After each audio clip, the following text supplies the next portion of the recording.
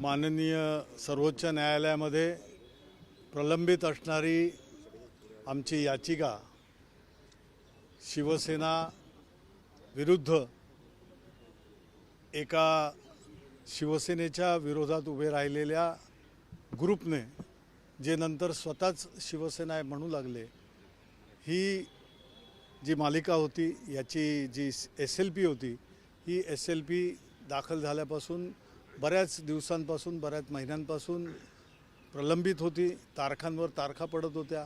पण आज सर्वोच्च न्यायालयाने आज सुनावणीसाठी आमची याचिका घेतली. आमचे ज्येष्ठ वकील जे कपिल सिब्बल साहेब आहेत, ज्येष्ठ विधिज्ञ, त्यांनी आणि देवदत्त कामत हे आमच्या बाजूने उभे राहिले. श्री कपिल सिब्बल यांनी बाजू मांडताना संपूर्ण म्हणजे 2022 जून 19 जूनपासूनच्या 20 जूनपासूनच्या सर्व घडामोडी या सर्वोच्च न्यायालयासमोर त्रोटक पद्धतीने परंतु अत्यंत व्यवस्थितरित्या सर्वोच्च न्यायालयासमोर मांडल्या. सर्वोच्च न्यायालयाचे माननीय सरन्यायाधीश आणि त्यांच्याबरोबर असलेले 2 न्यायाधीश यांची 3 जजचा बेंच आहे आणि त्याचं हिअरिंग आज पुन्हा सुरू झालं.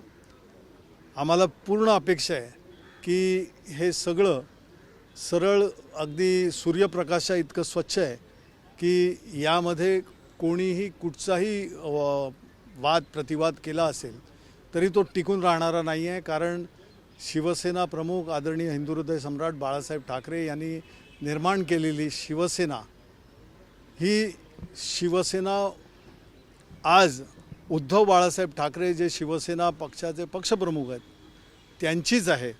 आणि तो खोडण्याचा जो परिणाम किंवा तो खोडण्याचा जो प्रयत्न ज्यांनी केला तो मला वाटतं आता या सुनावणीनंतर नक्कीच हाणून पाडण्यात येईल.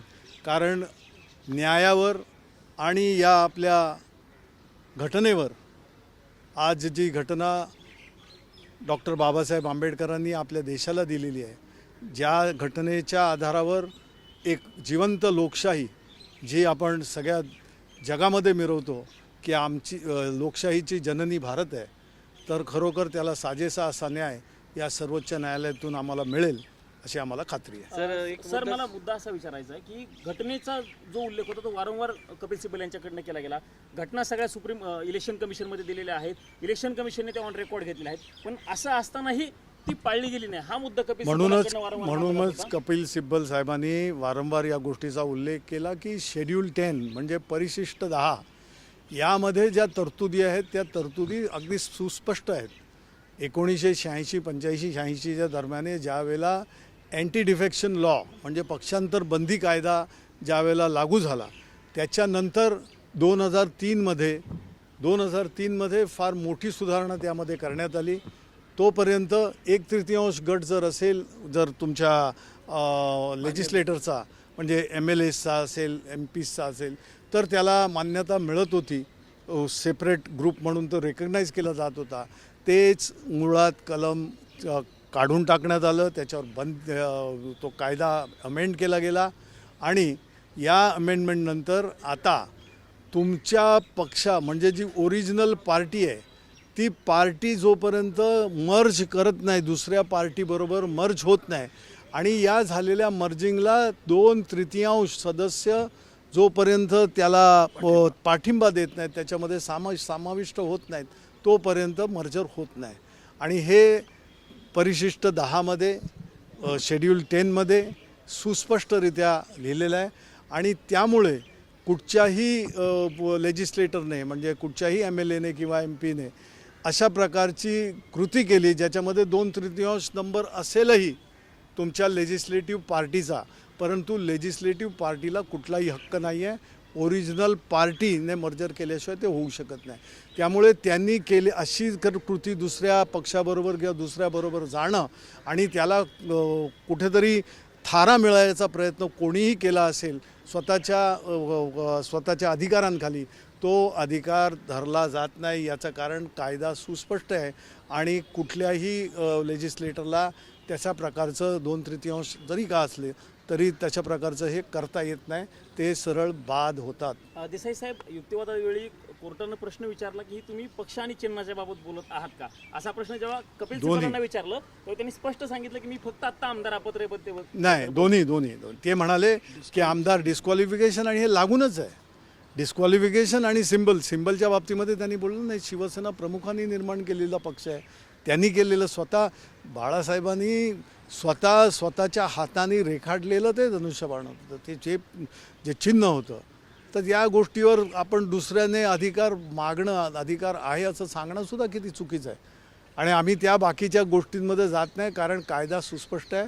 आणि या कायद्याने जर जी घटना डॉक्टर बाबासाहेब आंबेडकरांनी दिली त्या घटनेला अनुसरून जर या गोष्टी होत नसतील तर मग याच्यासारखं दुर्दैव नाही, आणि ते तसं होणार नाही.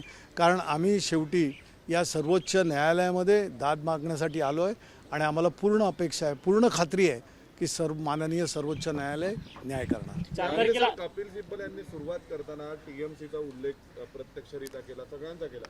तुम्हाला वाटतं की तुमचं प्रकरण शिवसेनेपुरतं मर्यादित न राहता याचा एक लार्जर इम्पॅक्ट होईल देशात? अर्थात, कारण त्यांनी आज टीएमसीमध्ये झालेल्या पक्षांतराचा अशा प्रकारचा उल्लेख केला. त्यांनी दिल्लीमध्ये झालेल्या पक्षांतराचा उल्लेख केला. महाराष्ट्रामध्ये आहे.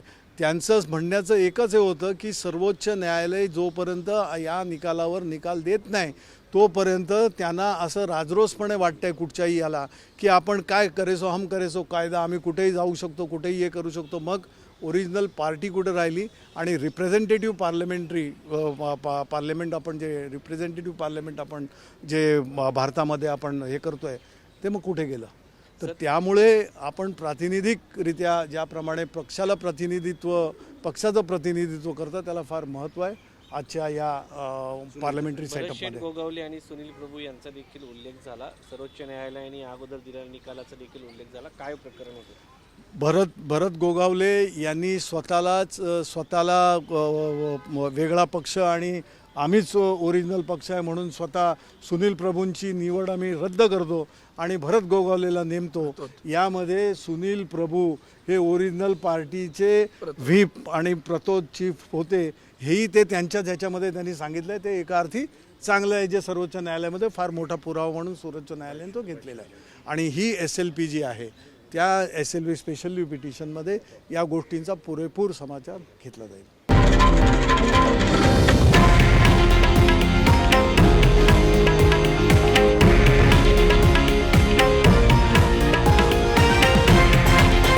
हे आहे देशातील नंबर 1 न्यूज नेटवर्क आणि आपण पाहत आहात TV9 मराठी, एकमेव.